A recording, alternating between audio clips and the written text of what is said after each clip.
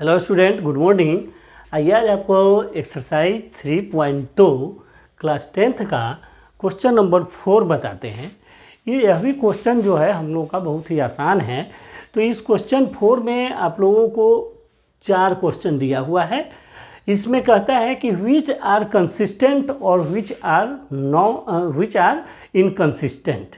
Consistent और inconsistent के बारे में आपको बताना है। ये 4 इक्वेशन आपको दिया हुआ है। तो कंसिस्टेंट और इनकंसिस्टेंट का मतलब है कि आपको यह बताना है कि किसका ग्राफ ड्रॉ किया जा सकता है, किसका ग्राफ ड्रॉ नहीं किया जा सकता है, या किसका सॉल्यूशन क्या होगा। यानी ग्राफ इंटरसेक्टिंग होगा, ग्राफ पैरेलल होगा, या ग्राफ कॉन्साइड होगा। ये सिचुएशन को आप क्वेश्चन 3 में बहुत अच्छे से समझ चुके हैं।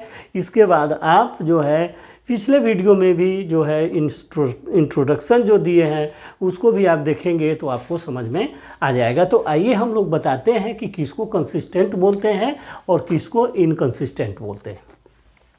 इनकंसिस्टेंट याद रखना है, जो पैरेलल लाइन बनता है जिसमें लास्ट वाला टर्म इक्वल नहीं होता है, दैट इज द इनकंसिस्टेंट। और बाकी सभी कंसिस्टेंट, ये भी आप याद रख सकते हैं। कैसा पैरेलल कैसा होता है, तो मतलब क्या है, A1/A2 equal to B1/B2 equal to not C1/C2। This is the inconsistent. यही हमारा सिचुएशन है इनकंसिस्टेंट का। यानी लास्ट वाला टर्म अगर बराबर नहीं है तो ये लाइन, ये ग्राफ जो बनता है वो पैरेलल बनता है और ये कहलाता है इनकंसिस्टेंट। तो आशा है इस बात को समझते हुए हम लोग सभी का A1/A2, B1/B2, C1/C2 सबका फाइंड करेंगे और हम लोग बताते चलेंगे। तो चलिए, इसको क्या है, यहाँ पर कोई नंबर नहीं है, मतलब 1 है। तो ये लिखिएगा A1/A2, दूसरा B1/B2 और C1/C2। अब अगर हम इसको देखेंगे, A1/A2 का मतलब 1/2 और दूसरा भी है 1/2 और यह है 5/10। इसको भी आप काट सकते हैं, यह भी 1/2। इसका मतलब क्या आ गया, 1/2 इक्वल है या नहीं है 1/2 के, और यह भी इक्वल है। तो यह हमारा इक्वेशन क्या बन गया, A1/A2 equal to B1/B2 equal to C1/C2। A1/A2 equal to B1/B2 equal to C1/C2। आपको यह इक्वेशन बन गया। इससे अगर यह बनता है, इसका मतलब नो एक्सीडेंट। क्या कोई एक्सीडेंट नहीं, कहीं एक्सीडेंट नहीं है। तो अगर कहीं एक्सीडेंट नहीं है, इसका मतलब है नो इनकंसिस्टेंट। इनकंसिस्टेंट को ही नो एक्सीडेंट कहेंगे। इसका मतलब है कि यह क्या बनेगा, कंसिस्टेंट बनेगा। या इसका सॉल्यूशन को आप क्या बोलेंगे, कंसिस्टेंट। इसके मेनी सॉल्यूशन होते हैं, ये आप पढ़े हैं, इसलिए ये इक्वेशन क्या है, कंसिस्टेंट। आपको बताना है कंसिस्टेंट और नॉट कंसिस्टेंट, चाहे इनकंसिस्टेंट लिख दीजिए यहाँ पर, और इनकंसिस्टेंट। तो ये बताना है और कंसिस्टेंट बताना है। तो ये इक्वेशन कंसिस्टेंट हो गया। क्वेश्चन सेकेंड में आते हैं, ये भी हम लोग लिखेंगे ऐसे ही। यहाँ पर A1/A2, चलिए इसी बात को हम यहाँ पर मिटाकर बता देते हैं। क्या यही चीज़ हमको लिखना नहीं पड़ेगा। तो A1/A2, B1/B2, C1/C2। A1 का मतलब यह हो गया 1/3 और दूसरा क्या हो गया, -1/-3 इक्वल टू 8/16। चलिए इसको काट लेते हैं पहले। 8 दूना 16, 1/2, यह भी आ जाएगा 8 दूना 16, 1/2। अब देखिए ये क्या आपका बन गया, ये माइनस से यह माइनस कैंसिल, तो 1/3 इक्वल टू 1/3। ये दोनों इक्वल है, लेकिन यह इक्वल नहीं है। तो इसका मतलब यह इक्वल नहीं है। तो क्या होता है, जब इस तरह का इक्वेशन बनता है कि A1/A2 equal to B1/B2 equal to not C1/C2, that is the parallel line. तो पैरेलल ग्राफ बनेगा।